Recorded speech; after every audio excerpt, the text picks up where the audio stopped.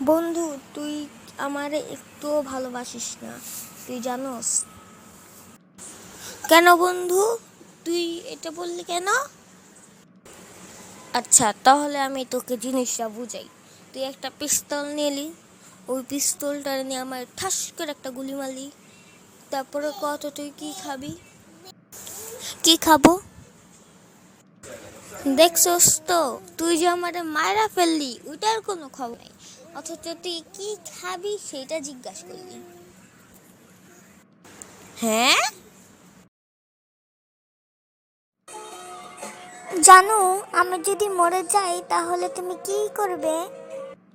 আমি তো পাগলই হয়ে যাব তুমি মরে গেলে। আচ্ছা জানো, আমি যদি মরে যাই তাহলে কি তুমি আরেকটা বিয়ে করবে? আরে, পাগলের তো কত কিছুই করে।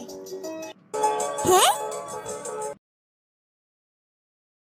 কি রে, তোকে না বলেছিলাম তুই পরীক্ষায় পাশ করলে তোকে সাইকেল কিনে দিব, তবুও তুই ফেল করলি? তা এত ঋণ করছিলি কি তুই? বাবা, তুমি যে বলেছিলে আমাকে সাইকেল কিনে দিবে, আমি তো সাইকেল চালাতে পারতাম না ঠিক করে, তাই এতদিন সাইকেল চালানো শিখছিলাম। হ্যাঁ,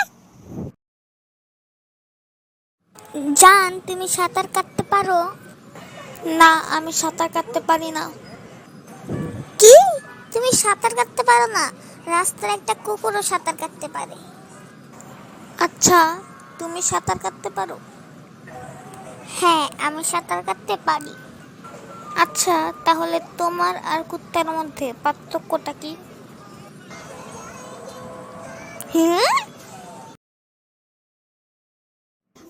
আচ্ছা বল্টু, কত পারলে পৃথিবীতে কোন প্রাণী সব থেকে বেশি হাসি খুশি থাকে?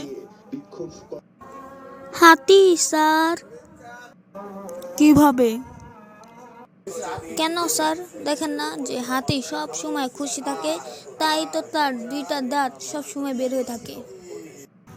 হ্যাঁ,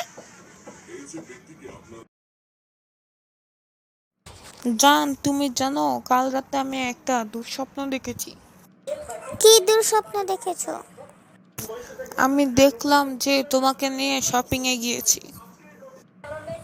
কি? বন্ধু, তুই জানিস আমি সাঁতার কেটে নদীর এই পার থেকে ও পারে চলে যেতে পারি। আরে, তুই তো সাঁতার কেটে যেতে পারিস, আমি সাঁতার না কেটেই চলে যেতে পারি। কিভাবে? কেন, নৌকা দিয়ে? হ্যাঁ, ডাক্তার সাহেব, আমার স্বামীর এখন কি অবস্থা? আপনার স্বামীর অবস্থা ভালো, তা আপনার স্বামীর বিশ্রাম দরকার, তাই আমি প্রেসক্রিপশনে কিছু ঘুমের ওষুধ লিখে দিয়েছি।